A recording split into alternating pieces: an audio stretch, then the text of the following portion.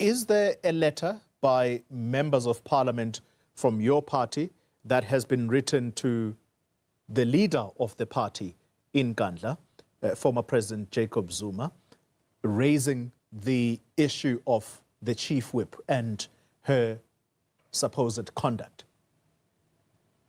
I was made aware of the same letter, by the way. I was not party to that kind of a letter. And I was made aware of that letter myself today when I received it from, the journalists. So again, in the same way I received the initial letter from journalists, I received this one the same way. So I am still to obviously get confirmation on that. But that's I guess the situation that we're faced with right now, the fact that there is a letter that was leaked and it's made public. MK party members of parliament are calling for the removal of Chief Whip Colleen Makubele. They've written to party president Jacob Zuma accusing her of being autocratic. MPs claim she makes key decisions without consulting the rest of the caucus. These developments come as a leaked letter allegedly written by MK party leader in parliament, John Hlophe, reveals deep divisions within the party's ranks. This is over the conduct of MPs Duduzile Zuma Sambudla and Ntlamulo Ndlela.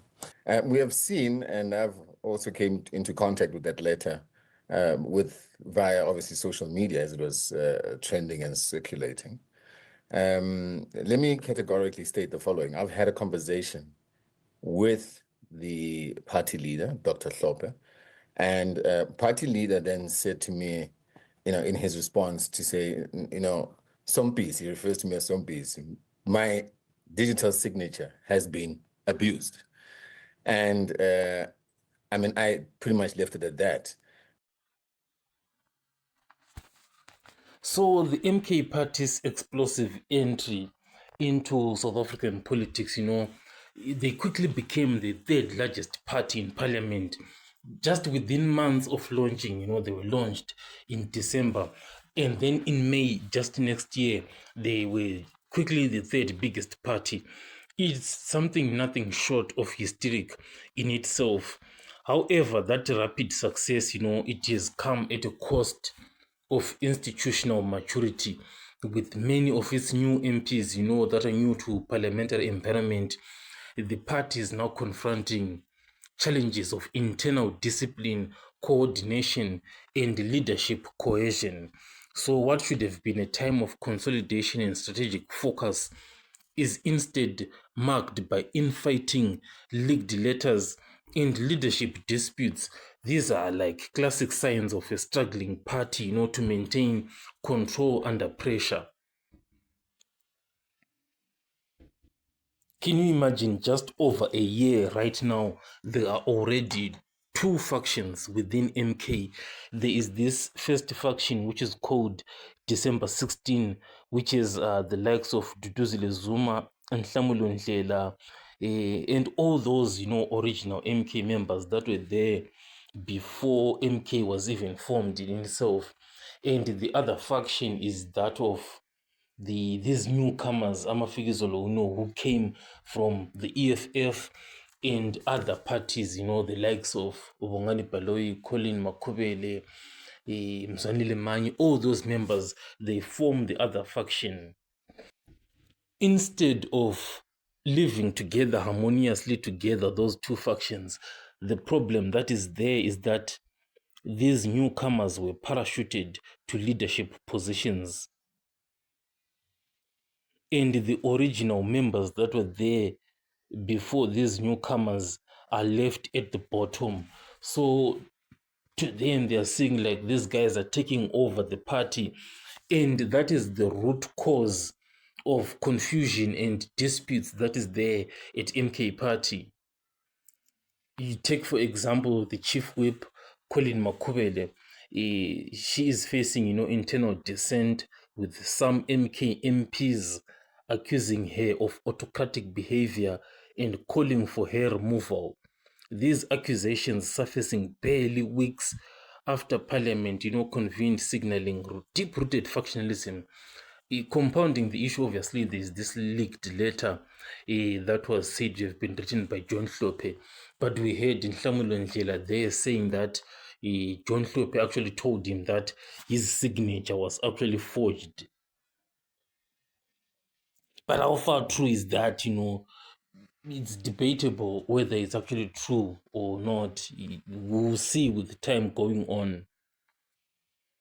So the fact of the matter, is that the MPs are resorting to bypassing official channels, which is pointing to a breakdown in trust and communication within the ranks.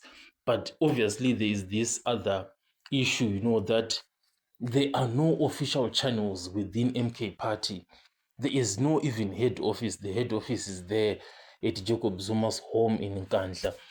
That is not a head office. So those are some of the problems that are there within MK. There are no structures. Floyd Shivambu actually tried to build those structures, but they did away with them. Because the challenge that is there is that these December 16 guys, they felt that power was going to be taken away from them by these structures. So while MK leaders, are insisting that internal reshuffles, such as changes in weaponry, are part of routine restructuring, the context in itself, it tells a different story.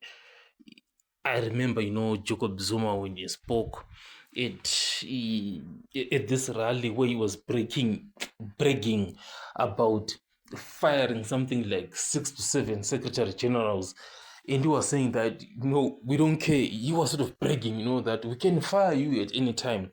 So you can see that these reshufflings, in repeated public denials, conflicting narratives, in surprise revelations about internal decisions, they are suggesting that these are not just administrative adjustments, but active power struggles. The party's effort to present a united front is being undermined by recurring leaks.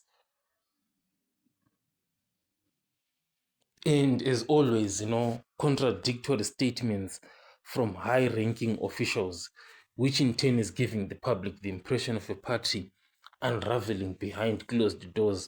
For example, look at the Mary Paddy issue. That issue, it's very difficult to try and grasp it, like what really is going on here, because just recently we thought that Mary Paddy was back in MK, but then there was another leaked letter from Jacob Zuma. You see these leaked letters. The leaked letter was actually expelling Mary Paddy from MK. Then Mary Paddy went to court to challenge that decision. So you can see there's a lot of confusion within MK. Another thing, Jacob Zuma remains obviously both the face and the fulcrum of MK's identity.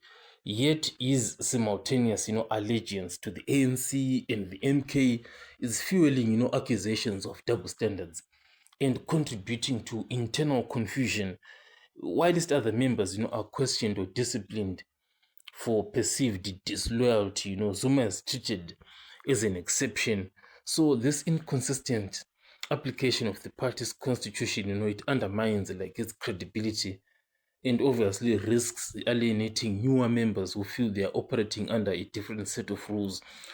So because of that confusion, that's why on social media there are also so many of these MK members that are saying we are part of Floyd Shivambu, but we're also there at MK. They are learning from Jacob Zuma.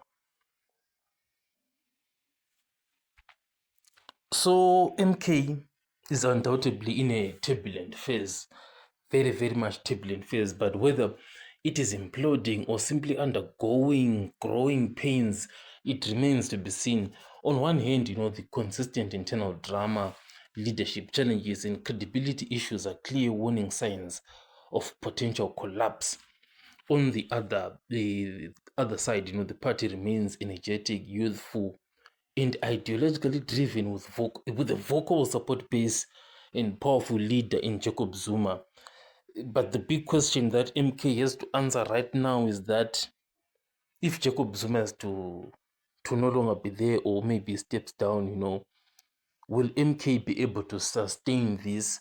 Because one thing that always brings a disaster, even to something well established, it is the absence of proper, like a proper structure as to succession, like who is going to take over after so and so is no longer there. That lack of clear guideline is very, very problematic. I've seen some institutions that never had any like turbulent phases like what MK currently has. Even churches themselves, very stable, very loyal church members, etc. And there is a leader at the top, but when that leader dies, confusion and chaos starts very, very quickly. The reason why, it is because there was never anything written down on how succession is going to occur as to who is going to take over after so and so is no longer there. You look at the EFF, they have the National People's Assembly, the ANC, they also have their conferences, but MK does not have that. They refused to hold conferences and said, it's being abused by so many people out there, so we don't want these conferences. Okay, it's fine, but the issue of succession, it needs to be solved very, very quickly, and it has to be done by Jacob Zuma himself, and he put the structures, and write properly down that the National High Command is the one that is going to declare who is going to lead after I'm no longer there. If he does that, then it's going to be so much easier, because they can easily go to the courts and say, this is what we agreed on as MK, that if Zuma is no longer there, so and so is going to be voted for. It's not Duduzile who is going to take over. But that piece of paper is not there, so the courts will not be able to help MK. It's just going to be serious confusion. But anyway, it's just a matter of time. We'll see whether MK is really imploding or not. I'll catch you guys on the next one.